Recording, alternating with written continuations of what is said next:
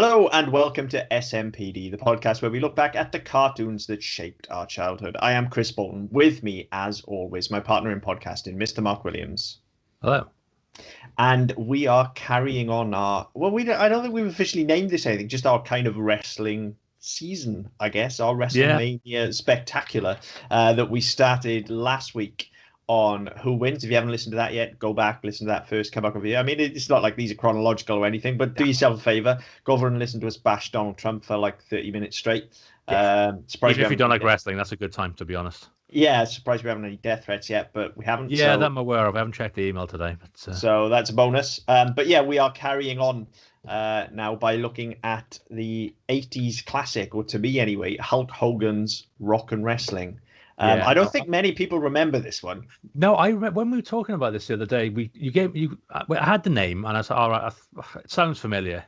And then as soon as I watched the first, I thought, oh, fuck this thing. And Right.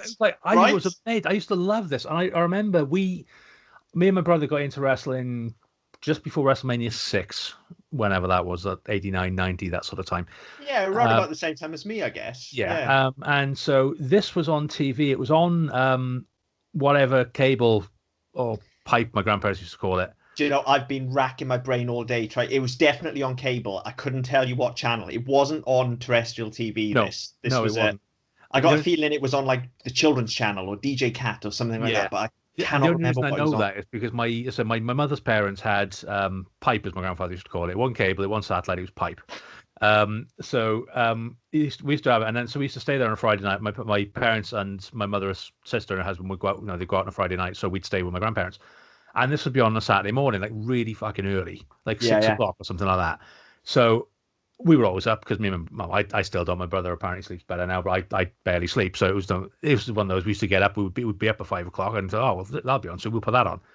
And I used to fucking love this show, and it was one of those because it just sort of came about the time we started watching wrestling as well. Because I think you used to have this was on then Superstars or Saturday's Main Event or from the week before or wherever it was, and we were building up. We were a couple of weeks out from WrestleMania 6, and so this was kind of my first real introduction to wrestling. And yeah, it was. I mean, when you were talking about it, I'm sure I remember it. And then as soon as I saw fucking Hogan with the perma belt, and I was like, oh, fucking hell, yeah, this. Yeah, I mean, I fucking love this because as we mentioned last week, lifelong wrestling fans, both of us have, albeit dipping in and out as we do, but certainly as a kid, like I was a fucking huge Hulkamaniac. Yeah. Like I didn't know any better. So I was a huge Hulkamaniac as a kid. And yeah, this cartoon just it ticked all the boxes. It had all the wrestlers. It was, I always knew as a kid it was slightly weird. And I think that is just because of the time delay between obviously when this would have been made for the US and when it reached us.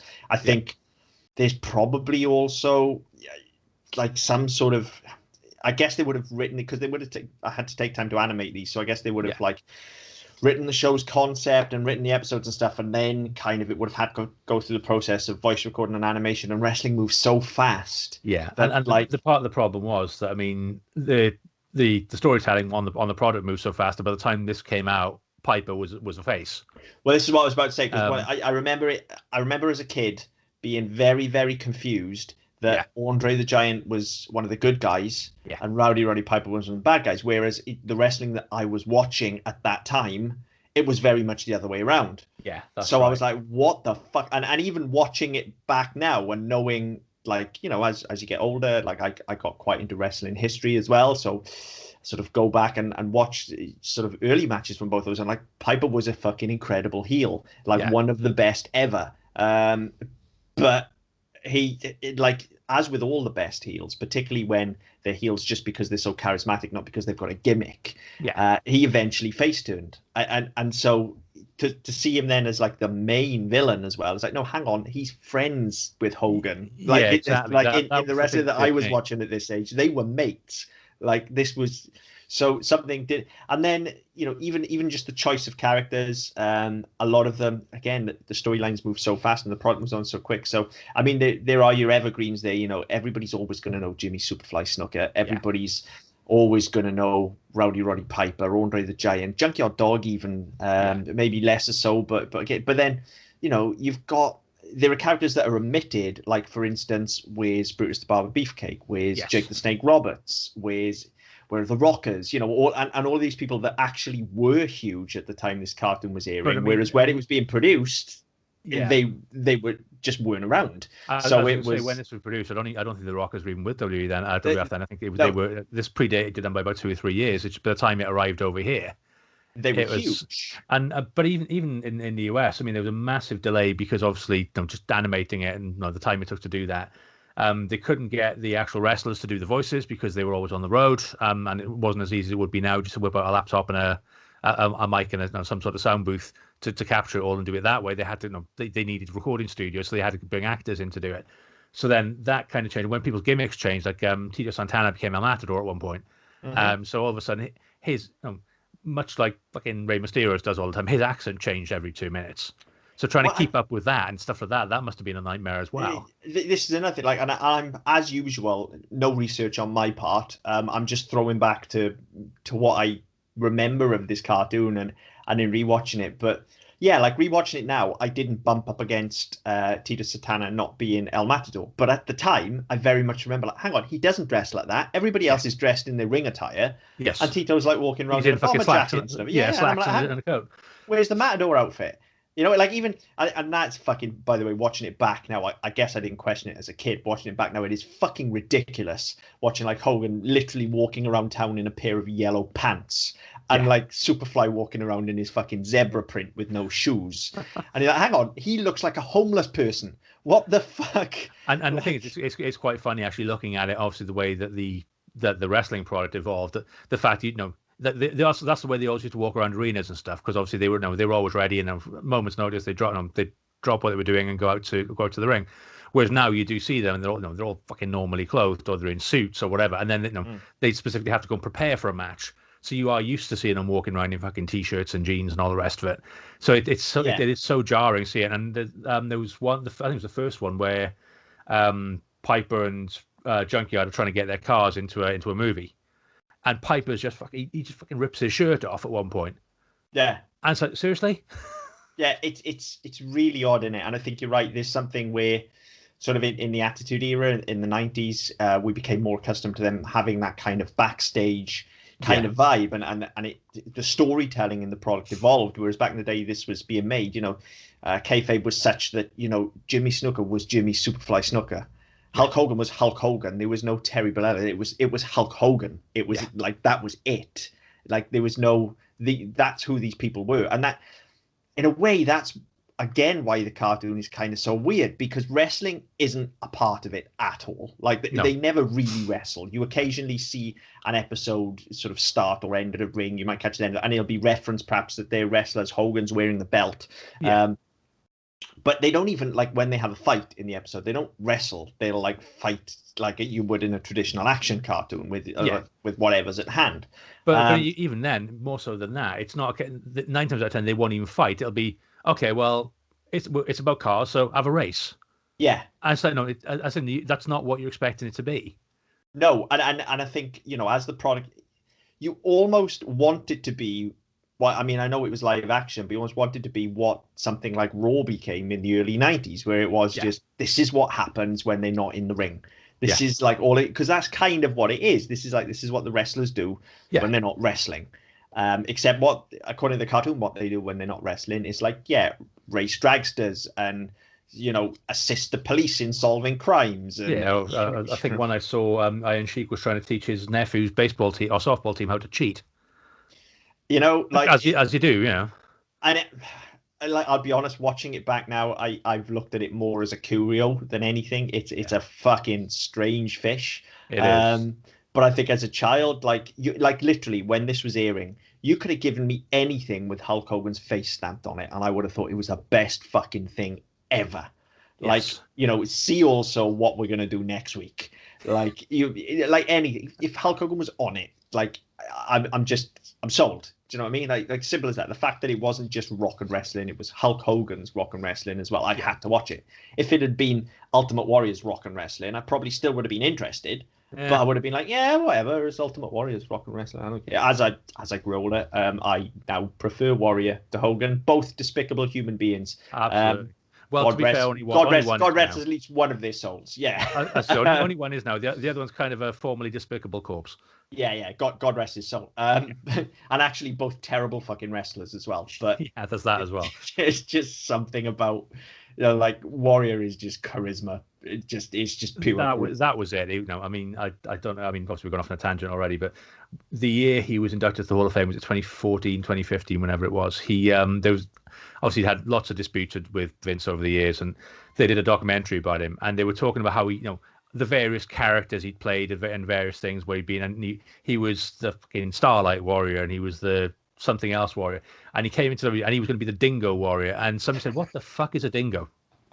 Like seriously, what is a dingo? What is a dingo warrior? What does that even fucking mean? And I said, well, I don't know. It just sounds cool. And no, Jesus, words to the wise, it really doesn't.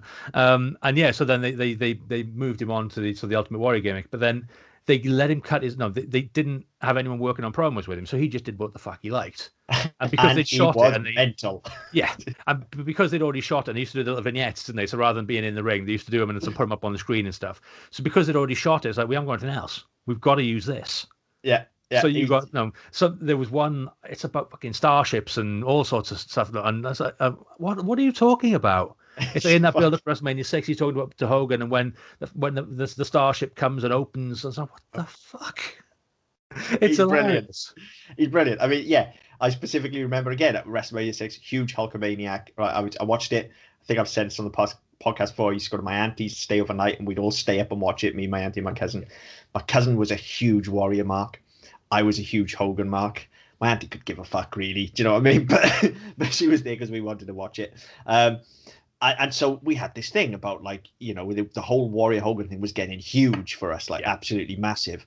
And it was around that time, with those promos that even as a little kid, I kind of knew. I just had to concede. I was like, yeah, you're right. He's cooler.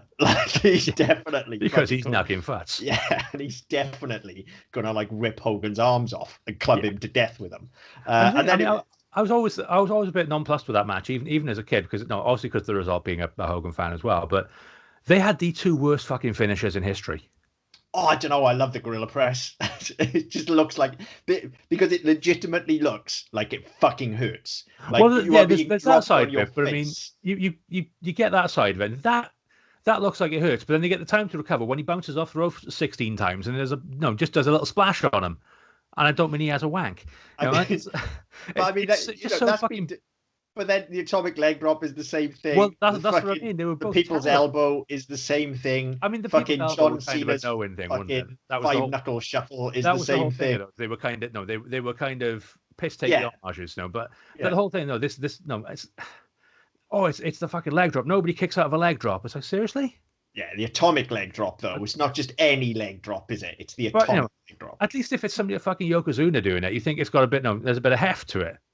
Yeah, but I mean, Hulk Hogan's got massive fucking legs. He's got massive arms. He's got massive legs as well. But anyway, just in case you're going along for the ride with us here, listeners, I hate to break this to you, but none of this is real. No, the show's real. I saw it this afternoon. Yeah. Rock wrestling exists. Yeah, it's actually probably more real than actual wrestling is. But that's the thing that struck me the strangest about it is wrestling lends itself so well, especially to a cartoon, the opportunities there for taking for this to just be about life outside the ring and have them fighting each other and being essentially a very sort of childlike wonder version of what Raw and SmackDown would become. Yeah. But instead of doing that, we get just nonsense. It's fucking nonsense. There's nothing consistent about this show whatsoever, is it? I swear everybody must have been on drugs. Probably. Because it's absolutely fucking mental. Just some of the things that have happened in the episodes that I watched. I saw the baseball one as well. There's that. There's one where there's a horse jewel thief that they have to round up for the police because the jewel thief is running around stealing things. Yeah. There's one with the genie. There's one with a genie. There's one where Junkyard Dog builds his own version of Frankenstein's monster, like a robot, and programs Roddy Piper's personality into it.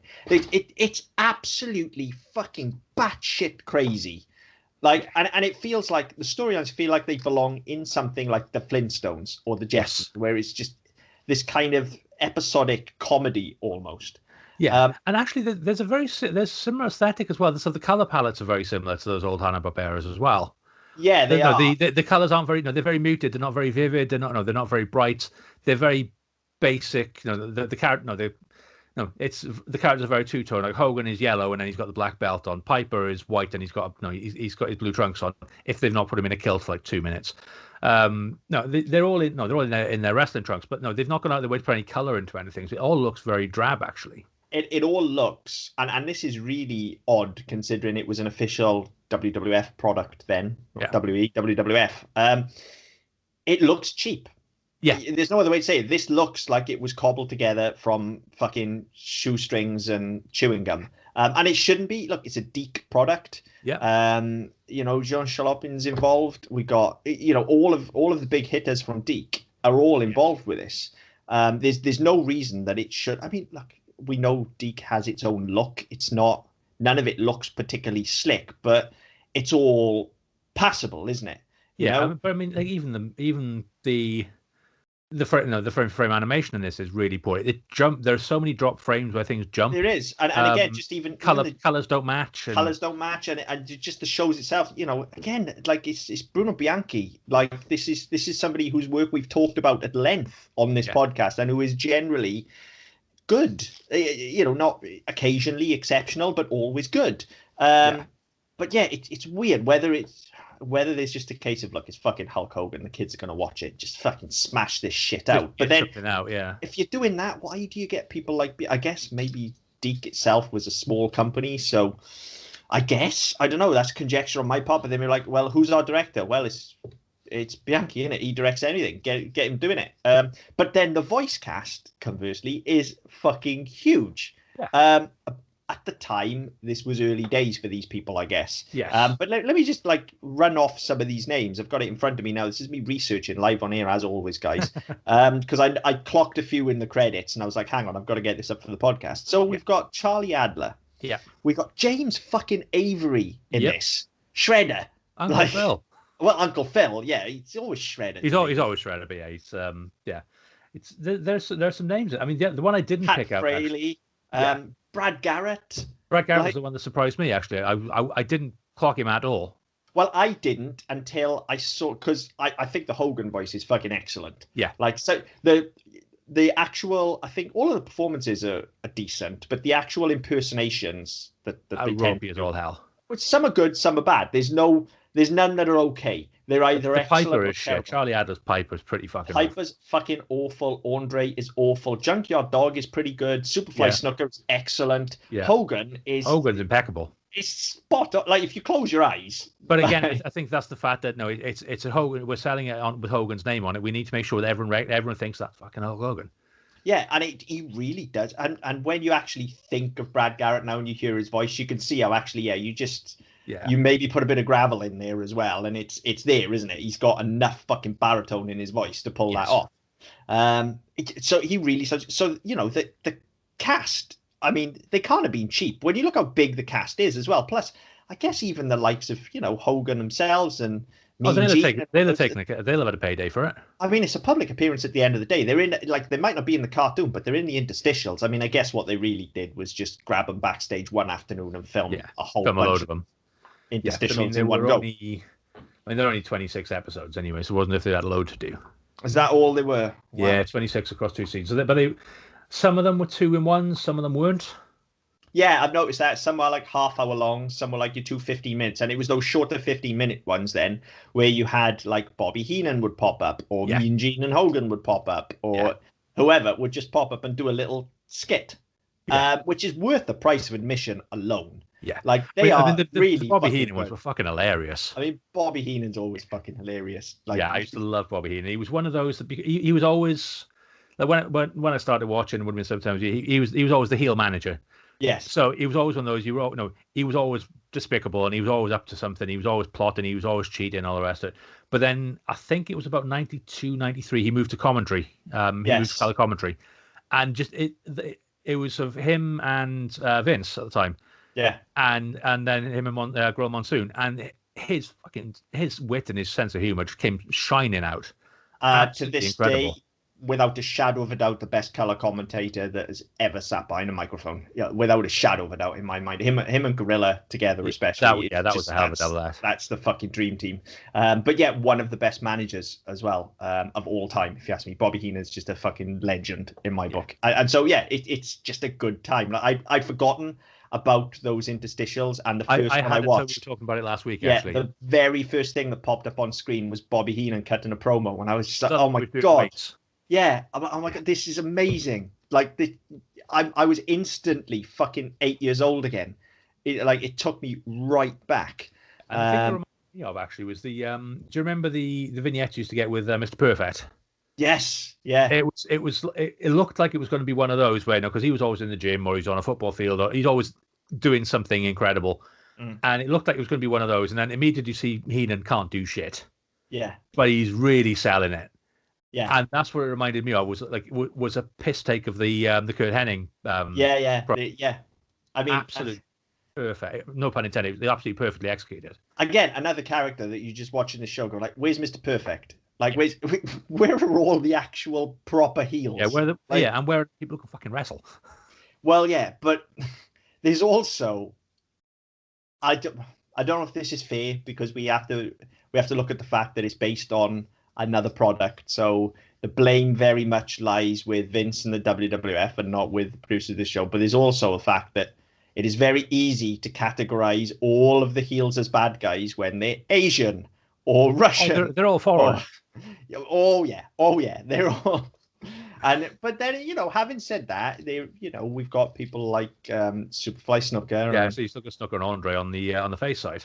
Yeah, exactly. So it is a bit of a cultural melting pot, but the cultural representations involved are wow. Yeah, I was flicking through Wiki earlier, and one of it obviously got references to various articles it's referenced. Yeah. And my favorite, my favorite title, where was it? Was Hulk Hogan's Rock and Wrestling should put a chokehold on himself and leave and go to sleep in the past. So fucking hell, okay. Yeah, not a fan then. Yeah, apparently not. But that was it. Then wrestling cartoon puts a chokehold on taste. I mean, yeah, it is appalling. Yeah, it is terrible. But as I said, we have to. I feel like we have to call it out because we do that with other shows. Yeah. So we can't pretend like this didn't happen. Okay, no. We when things like this happen, it's important, I think, as a culture that we acknowledge them and move past them and realize that they're wrong. We've said this on the show before.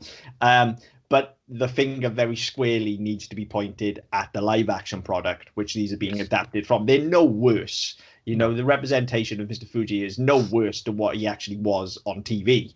No, exactly. It just feels worse because all of a sudden now he's an actual villainous character. Like, he's a heel in wrestling, yeah, but now he's an actual villain. No, he's that sneaky foreigner. Yeah, or like you can't say, trust him.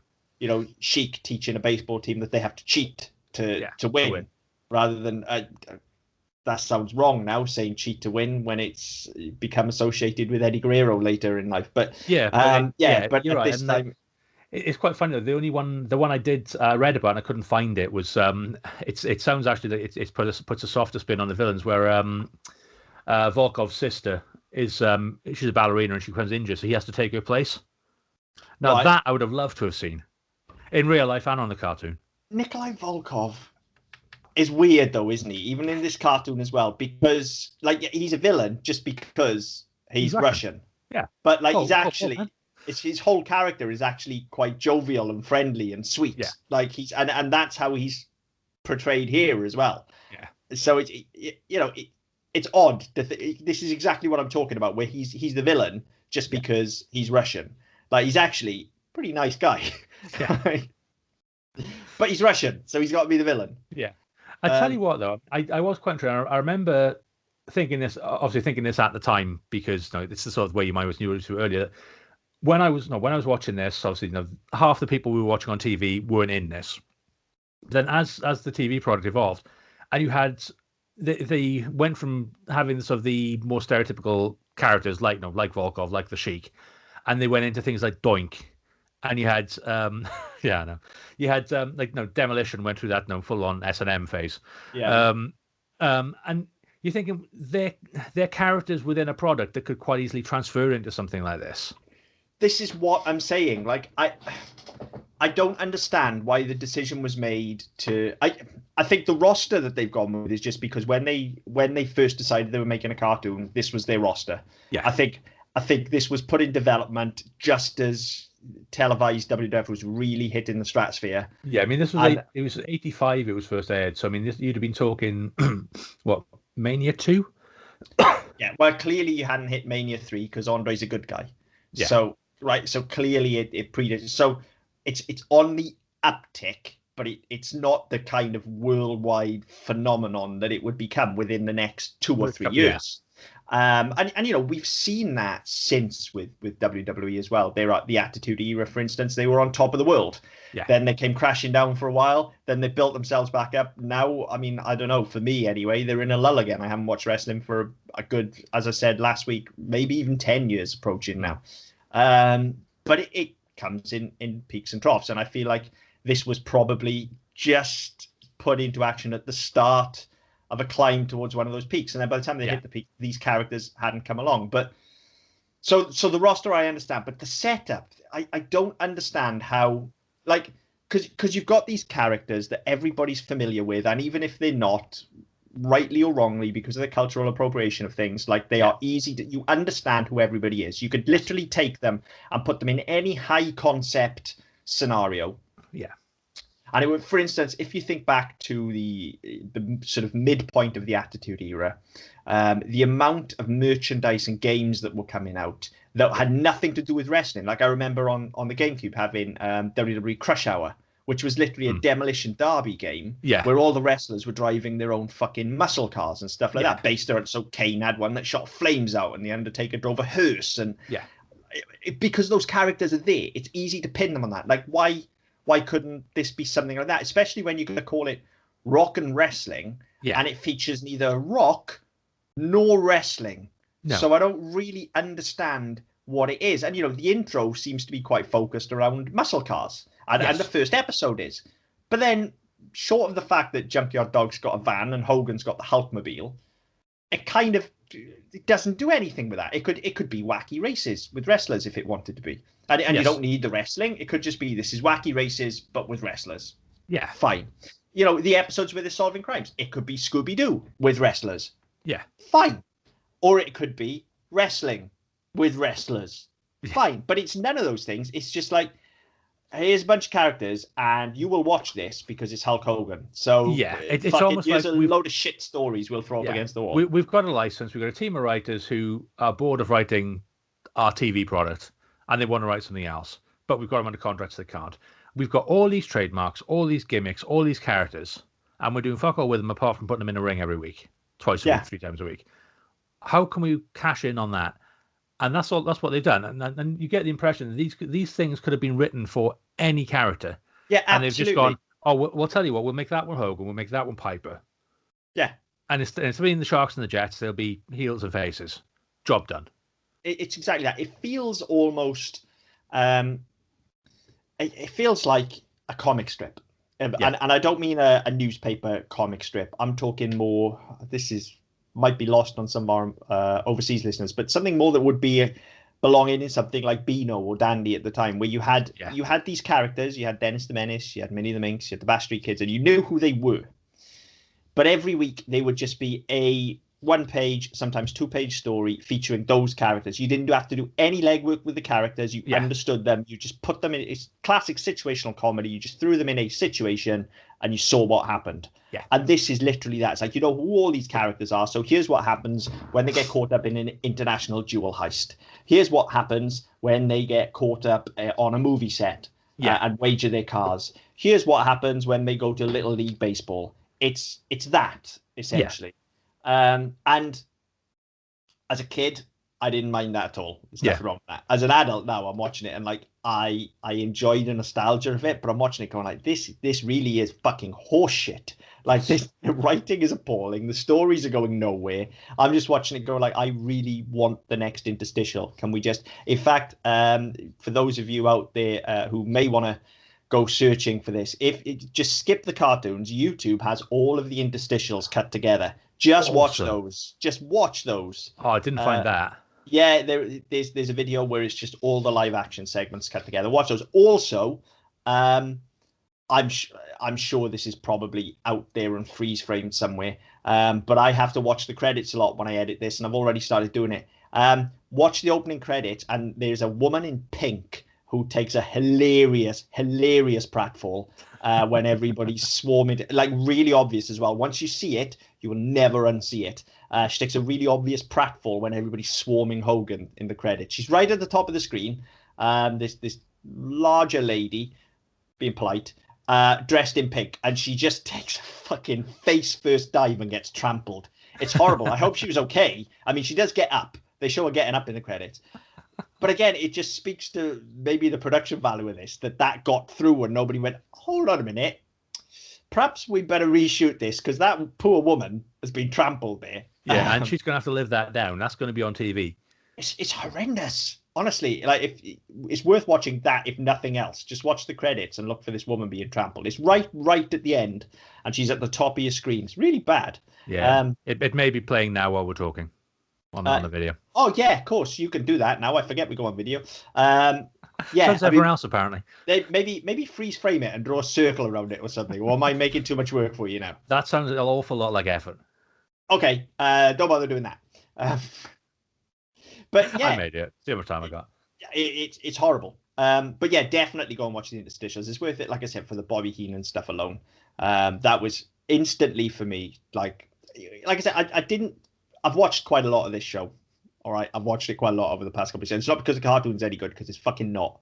But it does just make me feel 8 years old again. Bobby Heenan, especially, like it just melts my heart seeing him on screen. I'm a tiny little kid again. He's just watching an absolute genius performer, just literally writing on the spot, just ad-libbing, and just it's worth it for that alone. It's that, but also, I mean, in the one or two I saw, his physical comedy, he never got to do physical comedy in the actual product. Yeah. So seeing him trying to lift fucking weights, and not being able to pick up and balance, not a crook of his elbow and stuff like that. Again, no, that's all stuff that he'd have gone, what's the stupidest thing I can do with this set of weights? Yeah. I know. I'll sit on it. I'll balance it on my neck. All this sort of stuff. I know. And I mean, no, they kind of spoiled the gag a bit because you had these massive weights on the bar behind him, and then you saw the fact that he had like fucking 15s on either side. He had bugger all weight on it anyway, and they missed a really good opportunity with that to allude to the fact that there were huge weights on, and then pull out at the end to see that he had fuck all on the bar and it was empty. Yeah, or had two wrestlers from his stable actually holding out the lift, isn't it? Yeah. But it's odd that he's in those, because he doesn't, at least he hasn't in any episodes I've seen, he doesn't crop up in the cartoon. No. Like Mean Gene is in some of these interstitials as well, but he pops up in the cartoon. Yeah. Randomly just pops up out of nowhere in the middle of an episode, like animated, with his microphone. Like there's this fucking running gag with it almost. He'll come out of nowhere. Like he'll just pop out from the corner of the screen and stick a microphone in Hogan's face. That's kind of what he used to do anyway, wasn't it? No, that's just what Mean Gene was for. But again, it kind of lends itself then to that backstage kind of thing that they were doing in the 90s. I don't understand. I don't understand this product. I don't. No, I really don't know what they're going for with it, other than a way to fucking sell more merchandise. But realistically, who's buying fucking rock and wrestling merchandise? If you want wrestling merchandise, you're buying actual wrestling merchandise, aren't you? Yeah, but then again, I mean, if this is on VHS at the time, I mean, there's not going to be a lot else. I mean, the WWF output on VHS at the time, because if this is 85, 86, WF isn't that old at this point in the form it's in with Vince merging all the territories and all that sort of stuff. So there isn't that much to pull together. So even if they say, right, well, we can stick out a new brand of action figures that follow this. If we can stick out some T-shirts, we can stick out fucking pajamas and bedspreads and all that sort of shit that you used to get for everything. Stick out a couple of VHSs as well. People are going to buy it. because again, people might not want to might not want their kids watching wrestling at this point, but they'll be aware of it. And go, oh well, yeah, there you go. You can have a tape of that rather than a tape Because of it's a Hogan slamming somebody cartoon. into a cage. That's actually a good point, and that's the parent in you talking. Whereas me, I don't give a fuck. No, neither do I. But But yeah, but yeah, that's a good point. Like it, and especially at the time, Hmm. if it was a cartoon, it was for kids. So Yeah. parents would have been like, "Oh, it's fine, kids can watch that. It's a fucking cartoon. It doesn't matter." Especially because it's on first thing in the morning as well. Yeah, it doesn't matter. They can watch that. It's fine. It's how I got away with watching just about every anime I watched as a child. Oh, it's a cartoon. It's Yeah, fine. fine. It's fine. But yeah, I guess you're right. I hadn't thought of it like that. It's a cartoon, so they're allowed to do that. I was never one of those kids that wasn't allowed to watch wrestling, so that We were. never entered my head. Similar sort of time. I tried to put my grandfather in a sleeper. He was on a chair. I got up behind him, and I apparently I really hurt his neck. I mean, that's what we did. We talked about it on the Gladiators episode. That's what we did as kids. Like, But that is, monkey see, monkey do. yeah, And so my parents were quite, thing for a while. We couldn't watch it. I mean, to be fair, my mother also banned me from watching The Simpsons, and that still stands, I think. really? Yeah, because they said damn and stuff like that. And so, well, fucking hell, you met Wow, me. wow. But yeah, as far as I'm aware, she's never rescinded that. So at the age of almost 40, I'm fairly sure my mother still doesn't want me watching The Simpsons. Um, I mean, she can't enforce that now, could she? So you're fine. She couldn't then, let's be You're fair. you're a grown ass man, and it's fucking on Disney Plus now. So Yeah, exactly. And to be fair, same said grandfather used to record it for us on a Sunday night on Sky with a load of yeah, other stuff and then give us a tape on a Monday. yeah. So we'd have it anyway. Yeah, exactly. But no, that never entered my head that it could be a softer way. And maybe that's why there's no wrestling in it. Maybe you're on. You might be onto something here. Maybe, or In fact, maybe I they think you didn't have probably are. they didn't have the skills to animate it. It's I going to be mean, hard to animate a leg drop. It's very technical. I mean, they do have. There are fights though, Yeah, so I don't see. I think you're onto something. I think the it could reason they be. I don't don't wrestle know. is the violence thing because. It could be. I mean, I've not read that anywhere. That may be the case. It may just be that they didn't know that they wanted to do something different instead. But then look, all the best cartoons of the time were violent as hell, and they were selling toys. Like, can you yeah. imagine? Can you imagine if fucking He-Man and Transformers and Thundercats was about them fucking just dicking around in hot rod cars instead of twatting each other with swords? Yeah. Like, would we have watched it? No. Would we fuckers like who gives a shit? Like, I want to see people kicking the shit out of each other.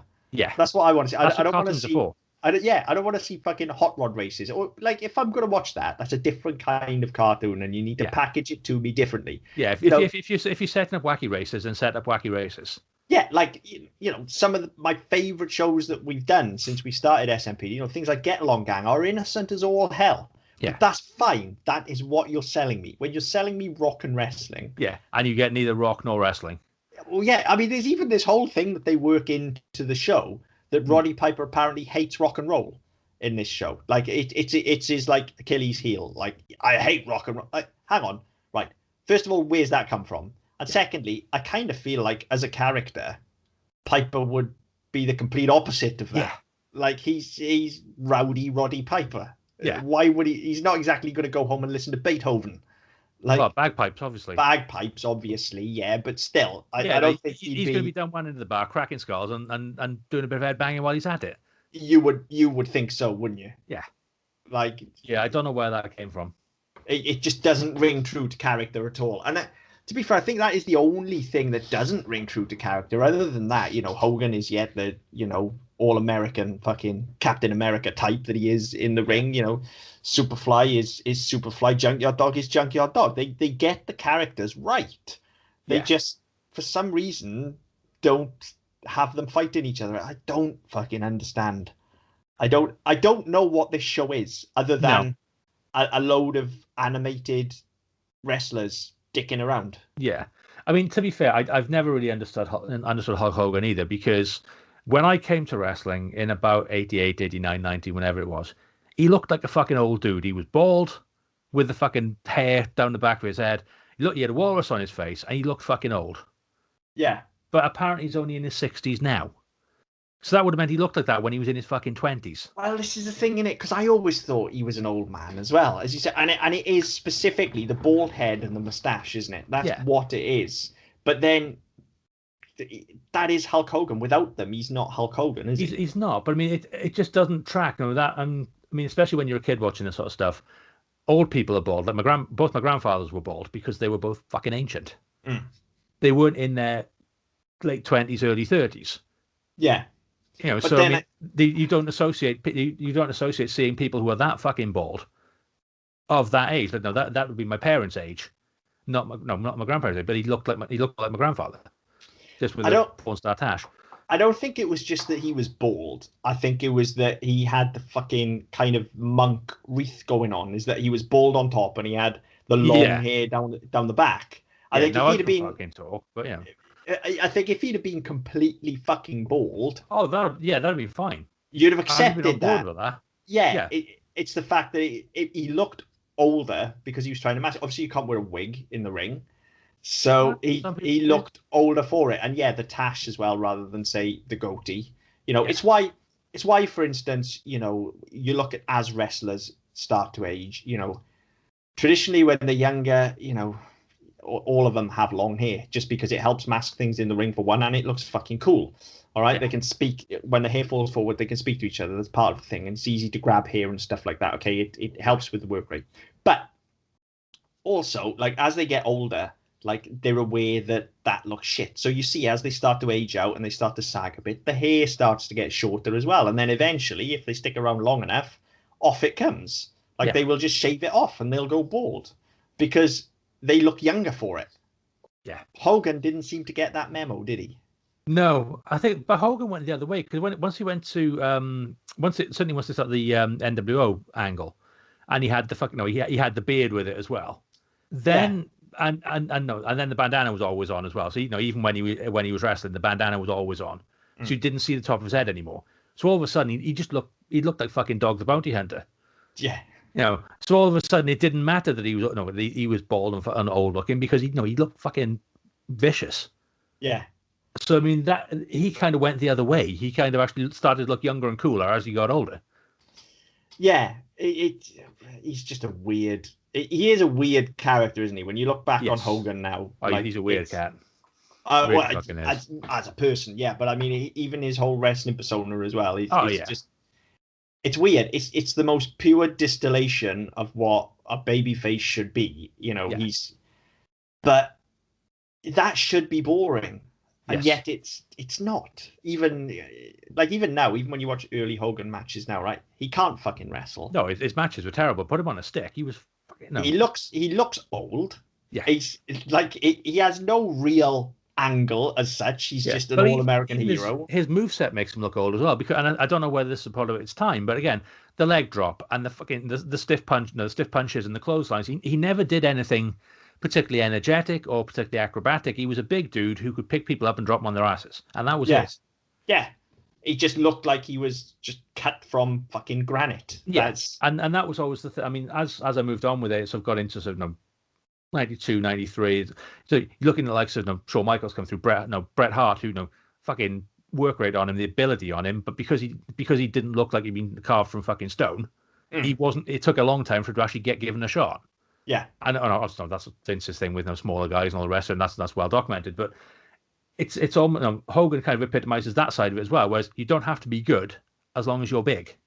Yeah, you're big and charismatic, basically, because ultimately, everything we said that's the truth of it. Is as you were just about to say, then we went off down a different avenue. Like, he's all of those things, but put a microphone in his hands, and he's just captivating because he starts just giving it the whole brother and all that, and you're just like, you're in. You'll just sit there and listen. Like, I could listen to him all fucking night. I mean, I wouldn't because he's a fucking crazy man now, just like Warrior is. Yeah, he'll say some shit you don't want to hear. Yeah, he definitely will. But again, that can't translate into a cartoon because there's no character there, and he's not doing the voice. As much as it's a good imitation, like it's not him, and he's not shooting. They're not just putting a mic in front of him and going, right, you got 20 minutes, just say some shit. Yeah, go nuts. Talk about fucking. Just remember prayers, vitamins. Brother, little Hulkamaniacs, pythons. Off you go. Don't say anything about your daughter's boyfriend. Yeah. I was reading actually about this yesterday. That when when they launched WWE Network in 2014, I think it was, this was on there. Right. Okay. I didn't realize that. One of their archive original products. It was on there, and then obviously we had the whole scandal where he got kicked out of the Hall of Fame and all that sort of shit, and they took it down, and they've never put it because of some of the criticism it's had over some of its stereotypes and all the rest of it. They've never put it back up. I mean, the last thing you want is a show as racist as this is with Hulk Hogan's name in front of it. Like that's a recipe for disaster, isn't it? Yeah, like absolutely, that's a surefire recipe for disaster. And when I say it's racist, I don't mean it's not overtly like racist. It's not like people are walking around just insulting other cultures, but it's just the representation. It's just a load of archetypes. It's horrible. It's horrible. And look, terrible. we always get at least one in these shows. It's just unfortunately a product of the time. Like we call this sort of shit out all the time, but this is absolutely built on it. Like, but then again, as you said, the WWF product you had in the 80s, that's what it was. It was Johnny Foreigner spoiling things. Here comes Hulk Hogan to save the day. Yeah, and I mean they've done that. They've repeated that where they brought him back for segments in various WrestleManias and shit. That's what they do. They bring in Hulk Hogan to save the day. Because he's their Superman. That's what he is. He's their Superman. Like when the threat gets too big, here comes Hulk Hogan. Yeah. But nobody else can do it. You call in Hulk Hogan. Like that's it. I mean, he's not anymore because not allowed to work anymore. So, but that's what it would have been. I mean, I don't know. He is pushing to get one last match. See, and the thing is, like we say this all the time, like we can rag him all night and say that he's we know now he's not a very nice human being, stuff like that. If he comes back for one more match, I'm watching it. Oh fuck yeah! It'll suck, but I'll watch it. Yeah, he's been pitching it for a couple of years, and they were going to do it before the whole scandal broke. They were pushing for him and Vince to have another Mania showdown to finish both their careers. Oh my god, that would be horrible. That would be the worst match in history. Well, the last time they did it wasn't it? They needed Piper to come and save it. I mean, that's just yeah. That's what he was pitching. But fucking Vince is 75 or something now. He's not in a state to do it. Hogan's not in a state to do it. He hasn't been for years. But I think they've kind of given up on that idea. They're just going to wheel him out for fucking Legends Night and shit like that. Yeah, you'll just sort of not gracefully retire off into the sunset. He'll just he's disappear doing at some the opposite of being graceful. It surprises me that he doesn't at least work in TV and film more. The problem is everybody knows what he's like now. That's the problem. That's what's killed him. I mean, people have seen him outside the ring, outside the persona. I mean, you had the whole thing with the sex tape, which for a certain audience would have done wonders for his credibility. I was going to say, I don't think that hurt him too much. That didn't, though. Everything that followed with the multiple lawsuits and all the rest of it, that didn't help him. He popped up in TNA for a while, and the TNA style, I mean, their in-ring style is very good. Their backstage stuff is fucking terrible. It's shot like the scripted reality shows you get coming out of America. Yeah. It was like one of those. And I only stomached it for a while. It just got really fucking annoying. But he was very instrumental in that. They had this whole thing where Bubba Ray Dudley was their champion for a while under a different name because obviously he can't be Bubba Ray. I think he was Bully Ray. But Hogan was the general manager and Bubba was married to his daughter, and they had this whole fucking triangle thing. I was like, it's just not fucking. Who cares? Just beat people up in the ring, hit somebody with a chair. Get the tables. That's what people want to see. They don't. They don't want that shit. No, and that's bringing it back around because we just went on a whole wrestling fucking journey for a quarter of an hour. But I guess that was always going to happen on a rock and wrestling episode. Yeah. It comes back to that again, doesn't it? This isn't what we want to see from a wrestling product. Yeah. Unfortunately. Now, that's right. Having said all of that, I've watched a fucking lot of this, and I haven't. I've watched a couple.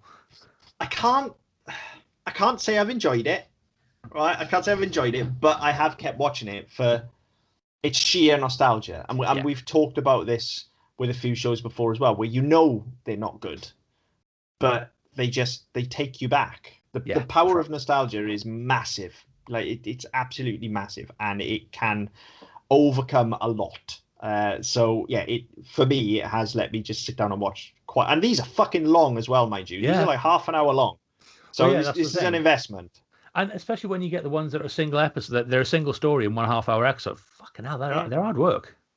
Yeah, they are. They are hard going, but for some reason, I just stick with it. Maybe it is just I want to see who's on the next interstitial. And like I say, I Maybe. could just stick those on and watch them, but I don't. I've just put it on and I've watched it through. So there's still something there, but I think that's more unique to me, Yeah. and it may be unique to you out there as well. You know, I think it's a shared thing. This isn't like when I say unique to me. This isn't like it's unique to Chris. This is unique to people who were into wrestling at that At that time. time. Yeah. I think, to anyone a generation after us or a generation before us, this Yeah. would be just like, what the fuck is Yeah. this? Because it It's not going to is. hold water at I'll all. make no bones about it. It's fucking dreadful.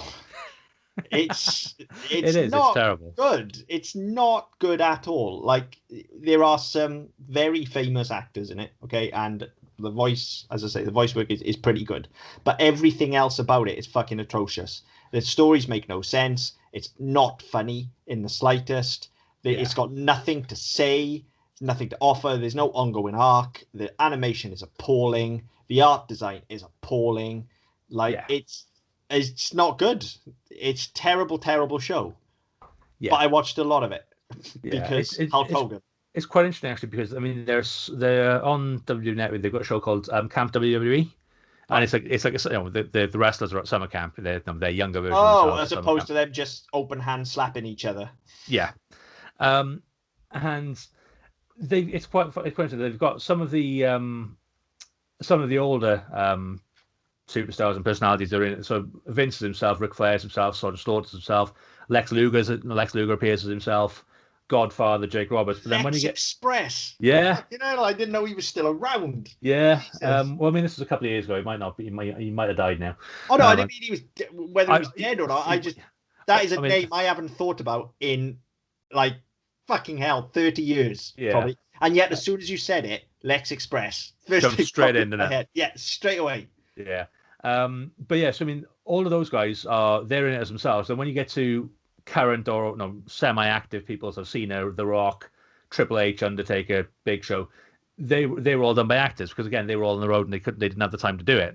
Right. But that is rather than doing what Rock and Wrestling did, which was make a show about fuck all, where they make it really fucking Scooby Doo every week and make it as out there as they can and make it as wild and as non-related to anything. In this one, they've gone right. Well, these are all wrestlers, so that's fine. We'll put them in a scenario where they can still all be wrestlers. They just we need to put them so we need to position them somewhere where they can tell fucking campfire stories, and like you get stories based on their sort of parodies of stories from their own careers, sort of thing. But at least there's something to hang it on, That and makes more sense. it's an infinitely better product, and it looks. I mean, the animation style isn't great. I don't like the character designs because it's just that more modern type of drawing anyway, which doesn't fucking appeal to me anyway. But yeah, it's animated well. It looks slick. It sounds good. But yeah, it's got a product to it's got a product to hang on. I've I've never just heard of spotted it. actually. There's a really good gag in it which I've forgotten about. Triple H plays his own father called Quadruple H. That's funny. See, that's fucking brilliant. That's meta as well. Funny. Yeah, that's funny. There's nothing of that level in rock and wrestling. I'm just quickly looking it up now because I've never heard of it. And you're right, those character designs are horrible. Yeah. But the show itself is funny. I mean, they look like they've been drawn in fucking Microsoft Paint. Yeah. They look horrible, but yeah, you're right. It's got something to hang yourself on, and like again, you could go down that route with this, where it's like the wrestlers telling stories. They could all go off on flights of fancy, even. Exactly. You don't even need to explain it. Like, look how well Muppet Babies worked. Yes. Where the setting was literally like, here's all the characters you know, but the babies, and because they're babies, they're gonna play every week, so we can do Star Wars, we can do Raiders of the Lost Ark, we can do E.T., we can do whatever the fuck we want. Yeah. But it's the Muppets. Yeah. Why not do that with this cast? Yeah. It's whatever the fuck you want it to be. It's a haunted house this week, and here's why. Yeah. But it's not that either, is it? It's just this is it's kind of set. It kind of has the ability to be that because I mean they do have those episodes whereby I think there's an old wrestler comes into town looking for help to get rid of ghosts from his guest house. So have a fucking ghost story out of it. Yeah. There's one where Hogan and Volkov go off into they go off into space to rescue some stranded astronauts because space race obviously the Cold War, fine, go pit them off against each other, whatever. But you can have a space adventure, but don't try and hang it on this is Hulk Hogan going to rescue people in space. This is the thing, and I think you can even do that. You can hang it on this is Hulk Hogan going to rescue people in space. But what they don't do is the writing isn't clever enough to, like with Muppet Babies, to lean into the fact that right, we're going to space, so this is going to be Flight of the Navigator, Yeah. or Star Wars, or whatever it's going to be. Like, but they don't do that. There's no. It seems to exist in its own little cultural bubble. I think that's the problem. Like it doesn't sort of break the fourth wall other than when we get the vignettes, the live action interstitials, and it seems to exist in its own thing, as though WWF itself that we watch on TV isn't a thing. It's like it's in a separate universe. It's not. What I'm trying to say is it needs to be more meta. Essentially, for that to work, it needs to be more meta, and it's not. And again, mid 80s, maybe that's a bit too forward thinking, but then Muppet Babies couldn't have been much more than 2-3 years behind this. Much difference, was there? And they pulled it off. Yeah. So again, it just comes down to, I think somebody just backed up a huge truck of money and went, we don't care, just get us on TV. Whatever. We want more exposure. Fucking cheaper you do it, more money you can keep. Yeah, happy days. All right, off you go. But that's what it feels like to me. This feels like a very cheap cash in, and unfortunately, they got away with it. And I say unfortunately, I fucking loved it as a kid. So did his job, didn't it? And I've watched a lot of it now. And look, it gave me the warm and fuzzies. Like I said, seeing those characters on stuff that, I've got quite a few wrestling. I nearly said home videos then. I'm showing my age. I'm 40 next week, everybody. I'm showing my fucking age. They're not home videos. Quite a few wrestling DVDs and Blu-rays that I can go back and watch sort of classic matches and things like that whenever I want. But those are ones that I've seen many, many times, so I know what I'm letting myself in for. And it's been so long since I saw these original ones now that it's almost like fresh material. It's like just discovering the stuff that you've never seen before. And it's still fucking good. Like I feel like we're blowing smoke, but Bobby Heenan again. There is nobody even in the Attitude Era, maybe The Rock, that you could go back to and watch an old promo like that and be just as entertained. Like it's like a school for how to cut a promo. Watching Bobby Heenan on these little fucking vignettes, it's amazing, and so it's worth it for that alone. For me, for that it gets a double thumbs up. For everything else, fucking appalling. Yeah, I think that's right. I mean, I've not watched as many as I would have liked to. Just didn't have time as usual, life and all the rest of it. But I probably watched, I don't know, 4 or 5. Would like to have much more. Not going to now because I haven't got time. I've got other shit to watch as well. Well, we're on to the next thing now. So yeah, that's kind of how it works. We watch as much as we can before we record this, and then we forget it ever existed. Yeah. So I mean, it was entertaining. Same as you. It was nostalgic as all fuck. Once I saw it, I was like, oh, this is going to be amazing. And then I got about 2 minutes in, and I was like, really, this is it? Fuck. It kind of sucks when that happens as well, doesn't it? Yeah, there are a few shows we've done where it does just completely pulls the wind out of yourself. It drains you, yeah. I mean, don't get me wrong, I still carried on with it because we had to for the show, but B, because I was like, well, maybe this is a bad episode, maybe it picks up, because I remember it being so much better than this. And then I go back and think, no, you were fucking 5, you moron. It's a big part of it. That's a lot of it, I think. So I mean, I am disappointed, but I'm not really surprised that it didn't hold up. As you said, I'm not surprised in the least. I didn't expect this to be good. I had very low expectations. Yeah, so... I had hopes but not expectations. I mean, you're right. It does seem like somebody just gone, tell you what, it's a bunch of money. We need to be on TV more. Have at it. Yeah, basically. And that's kind of it. And as you said, there's appearance fees for every time they do the inserts and all that. So the cast are going to be happy to do it. The cast, the voices for the animation, they're going to be happy because they're getting paid. And it's a gig at the end of the day, and it's WWF. It's going to be massive. Everyone's going to watch this fucking thing.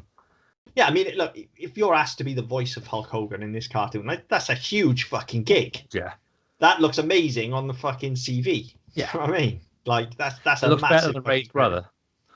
I don't know. I mean, Everybody Loves Raymond was pretty fucking huge. It was, but when you put it on the CV, I was the lead. I was Hulk Hogan. I was Hulk Hogan in Hulk Hogan's Rock and Wrestling, or I was Ray's brother in Everyone Loves Raymond. One looks better than the other. One looks cooler. Yeah, I guess. One is infinitely better than the other. Miles but better. One looks more impressive on the TV. Yeah, I'll give you that. You're right. But yeah, no, I mean it is what it is. I think it was never going to be great. It was never going to be groundbreaking, and I think we were always going to go back to it and go, oh right, okay, it's Vince in the '80s when he didn't have to be politically correct and he didn't have to worry about sponsors and shit because they were just getting the product off the ground and people were watching because they didn't have so many channels, there wasn't so much choice, and there wasn't a great deal of competition either. No, here's the thing. It is absolutely a product of its time in that thing. Like the '80s was a much different time anyway. Yeah. Vince was, as you say, allowed to get away with murder. He was the only game in town, basically, even before he bought up all the other territories. Like we're well in front of the Monday Night Wars here. Nobody else is challenging him for real nationwide TV coverage, let alone worldwide TV coverage. I mean, you've got he bought up all the territories in the Northeast. You've still got WCW and you've still got a handful dotted around the place, but nobody that can compete. No, just because of the sheer scale. So yeah, as I said, he's the only game in town. He's getting away with what he wants, and solely because people are thinking, right, wrestling's on TV. This is on 2-3 times a week in the various different guises. People know who Hulk Hogan is. People know who Roddy Piper is. People know who Andre is. Let's get these fuckers on TV as much as we can in as many forms as we can. I mean, I remember I had it was pre-Game Boy. None of the handheld games you had. This of the single program. The little Tiger Electronics. It was like that, but it was like an LCD game. Yeah, but it was built into like an arcade type console, a handheld arcade shaped handheld console. Right. And it was fucking weird, but it was a WrestleMania one, and you played as Hogan, and you had 5 opponents throughout the game. It was slightly later than this, but you started off with Earthquake, then you had DiBiase, then you had Perfect, then I can't remember who the fourth one was, and the last one was Roddy Piper. Right. So again, kind of feeding into this, but I mean, again, because it had WWF WrestleMania on it, and it was even before the Mega Drive game, the WrestleMania Mega Drive game, which was, I remember being fucking awesome. I'll probably be horrified if I played it now. They're not bad. Those old 2D wrestling games are not bad. They're better than most of the fucking 2K whatever shit gets put out now. Yeah. 2K. And the problem with 2K is they keep changing the controls. You get used to one, and then 2 years later they change the entire control scheme. It's not been a good wrestling game since WrestleMania 18. That's my 2 pence worth. I don't know. I think they had a run when it was still Ukes before they went to 2K. So around about 2012, 13. Yeah. They were all right, and then they went there. Ukes went and they went to 2K, and the animation's gone to shit. The controls have gone to shit. Considering it's the same product and they're just updating it every year, they just try too much. They tried to make it too different every year to make you want to buy it. Mm-hmm. And let's be fair, and I've thought this before. If you have a serial game like that, so a WWE, a fucking boxing one, a football one, an NFL, whatever, they'd be better off saying, right, instead of selling you a new one for 50, 60 quid every year, we'll charge you £3 a month. Subscription. £5 a month. Subscription model, and we will constantly update it.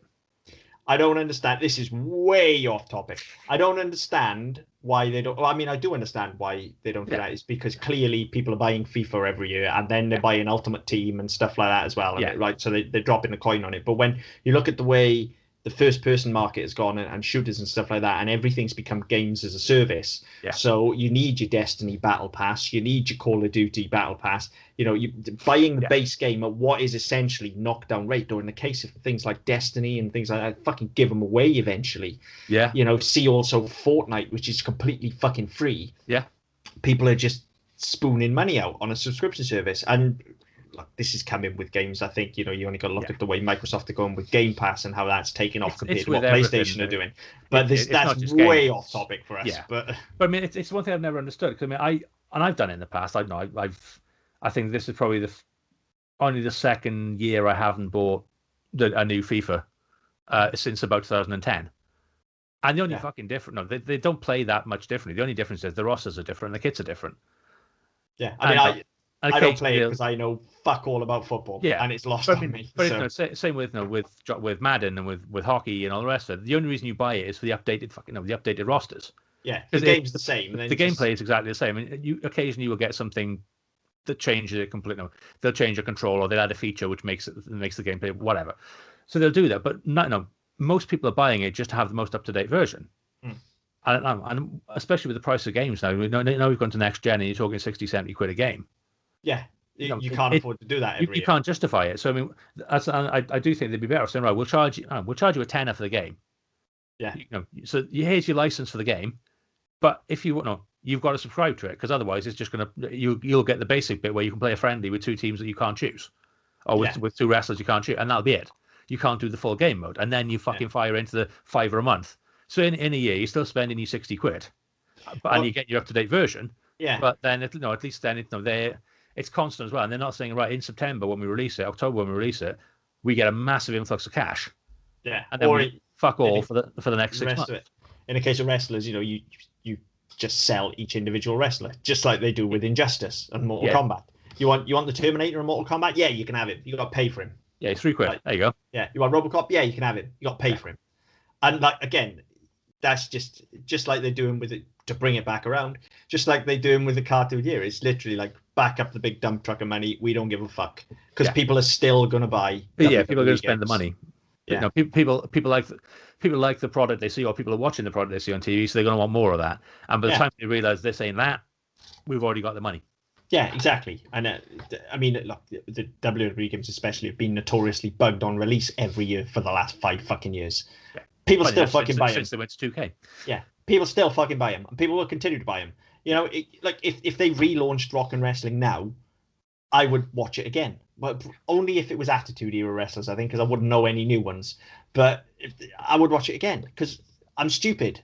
And people are stupid, and we will do it, and that's what happened in the 80s, and that's how you got this show. That's how we get so much of the shit that we talk about on it. Because how many shows do we talk about where we needed to sell toys, so we made a fucking cartoon, and some of those turn out to be awesome. Most of them turn out to be shit.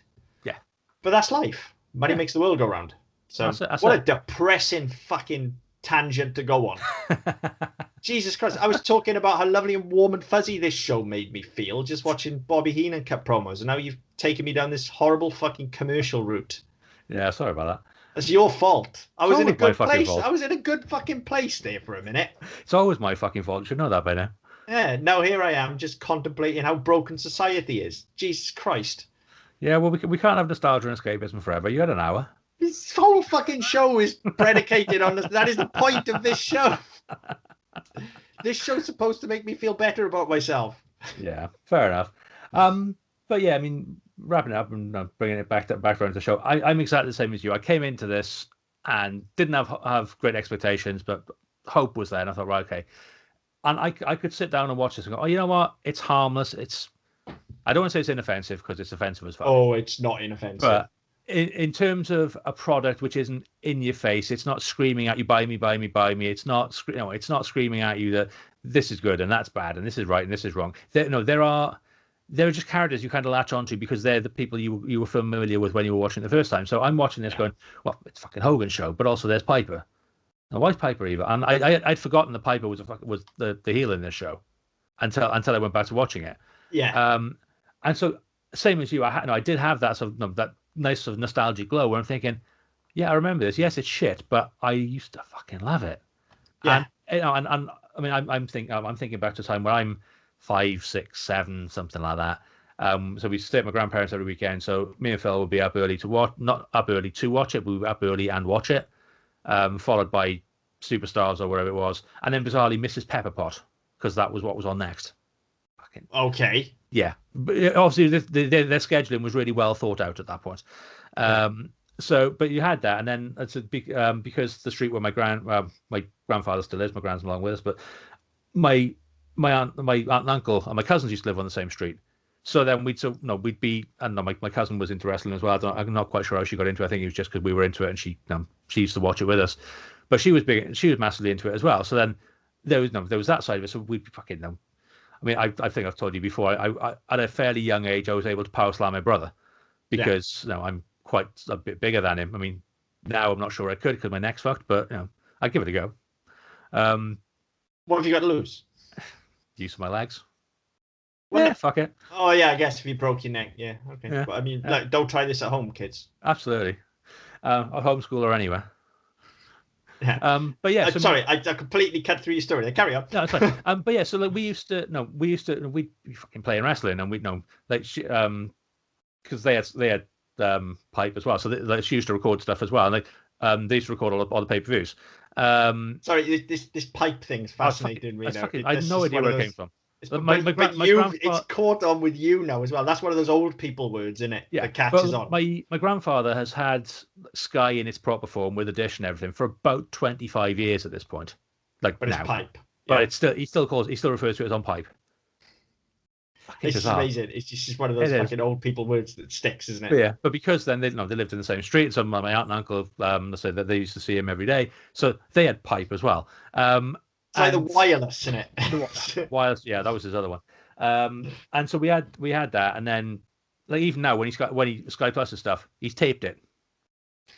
It's that sort of old school mentality. And I mean, my dad, bless him, when he had the Q box and stuff like that, it was never Q, it was Video Plus. I think it's just when you first use a technology. Yeah, that's what it sticks as. It's like now people don't have MP3 players, do they? They have iPods. I don't, because I've never had one. Yeah. So I have an MP3 player. No, my first MP3 player was bigger than a CD. Yep. And it could take, I think it had 64 meg of memory. I could have 8 songs on it, and it weighed a fucking ton. I distinctly remember going into Cardiff and buying a Diamond Rio, which I put on a credit card because it was so expensive. It was ridiculous. I paid about fucking 500 quid for this thing. Yeah. And it had 8 meg of memory on a fucking flash card. Jesus. It was appalling. And yeah, the size of a house brick. I fucking loved it. I thought it was amazing. I could plug it into my car with a little line in. But with the tape fucking thing? Yeah. But I never had an iPod, so I call them MP3 players. Everybody else, iPod. Yeah, I think it's the same thing. It's whatever you were exposed to first. Yeah. I think that's what you call it. Same as and I'm guilty of this as well. Like, if anything's recorded, I have taped it. Yeah. I haven't recorded it. I've taped it. Yeah, I've kind of got out to that one relatively recently. Taping stuff, but yeah, it is bizarre. You're right. Actually, you just kind of associated with the first things. I mean, my first MP3 player was this fucking brick, but then I did adopt the iPod quite early on because I was in America, and they were still massively expensive over here, and they were selling them in fucking corner shops over there for similar. No, say for argument's sake here, an iPod would cost you 400 quid. I think I paid $150 for the same model over there. Yeah. So and it was like, so I adopted that quite early on. But yeah, even then it was an MP3 player. Yeah. Actually, I think it might have even been a fucking Walkman because that's what I had first. Well, yeah, there's Walkman and Discman as well, isn't it? Yeah. Those are what they are. When we did Psycho the other week. Yeah. But yeah, so I mean, you're right, and so that they were always MP3 players, and now I've had iPhones for fucking 12, 13 years, but it's still it's a mobile. I don't refer to it as an iPhone. It's just my phone. It's phone. Yeah, exactly. It's whatever you had first. I think it just sticks with you. And I think if you're born into a society that already has the technology, then you definitely pick up the brand name rather than what it actually is. So yeah, that's why you get things like wireless as opposed to radio and what have you. And like anybody of our generation, would say Sky. But it's not Sky, is it? It's fucking satellite TV. It's not even that anymore. It's digital TV now. Yeah. But that's a brand name, not the name of the technology. Well, but to us, Hoover, isn't it? It's Sky. Yeah, exactly. It's Hoover. Yeah. Hoover is a brand name, but to Hoover, it's a fucking act. It's a verb. Yeah, and it just generationally you're born into it, and people don't have vacuum cleaners; they have Hoovers. Yeah. Because that's what it is. And even now we do. We've. I don't even know what brand ours is. It's like a Panasonic or something like that. But we put the Hoover over. Yeah, we do the same thing. We got fucking Shark. We got like a fucking space age thing. It's got fucking reversing lights on it and headlamps. And I'm not joking, right? It has headlamps on it. So you actually don't run the cats over, so you can see it coming. So you can Hoover in the dark. Sounds stupid. Fucking Hoovers in the dark. Amazing. It will change your life. If you have hard wooden floors, you turn the lights off, put the headlights on the Hoover, you can see every fucking speck of dust, right? The best thing, and the main reason we've got it, is it has a lift away feature. So there's a button that you press and you pull the body of the Hoover off and you can wear it on your back like a Ghostbuster. And if you know anything about me, you know every time I do the Hoovering, I'm pretending to be a Ghostbuster. That is awesome. That's pretty cool. It's pretty fucking amazing. What was it called? If we say the name enough times, they might give us one. It's called a shark. I'm not sure what Shark. model we've got, but the brand of Hoover is a shark. It's also Shark, super right. fucking powerful. Right, okay, so it's a shark, right? Yeah, Shark, but I'm doing it now. Shark, I'm doing it now. The brand of Hoover is a shark. Yeah. No, Hoover is the brand of vacuum cleaner. Yeah.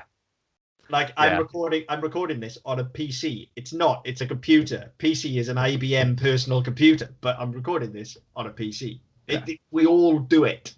That's how we do. That's right. It's quite funny, and as I say, there's so many things that when you get people who've sort of you've not grown up with as well. So just some of the words that you'll use for something that they be completely different, have different meanings. I mean, even with you and me, I mean, we grew up 20 miles apart. Yeah. And there'll be things that you say, "What the fuck you on about?" Yeah, what are you on about? Yeah. So it is quite bizarre. Yeah. Anyway, well, that was a complete random time. Yeah, but it's less depressing than the last one, so I'll take it. That's a better place to end the show. Hoovering in the dark. What's better than that? I mean, I'll leave the story there. I won't tell you any more about my hoovering escapades in the dark. I'll leave it all to your imagination. Yeah. So yeah, that's Hulk Hogan's not rock and not wrestling, I guess. Yeah, there's nothing rock and roll about it, even less wrestling about it. Yeah.